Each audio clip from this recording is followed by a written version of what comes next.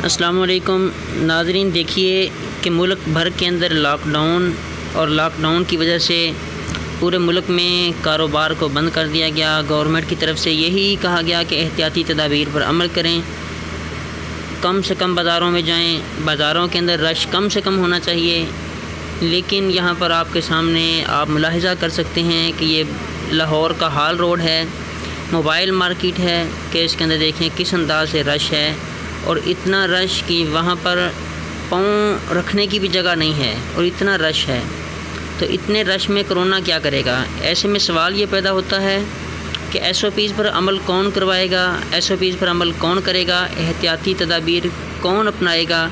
अगर पाकिस्तान की आवाम ने एहतियाती तदाबीर ना अपनाई तो वो वक्त दूर नहीं, हमें उस वक्त का फिर इंतज़ार करना चाहिए कि जो हाल अमेरिका का हुआ, जो हाल इटली का हुआ और जो हाल बाकी ममालिक का हुआ, ऐसे में हमें भी सामना करना पड़ सकता है। अल्लाह ताला हम सबको महफूज रखे और हमें चाहिए कि हम SOPs पर अमल करें।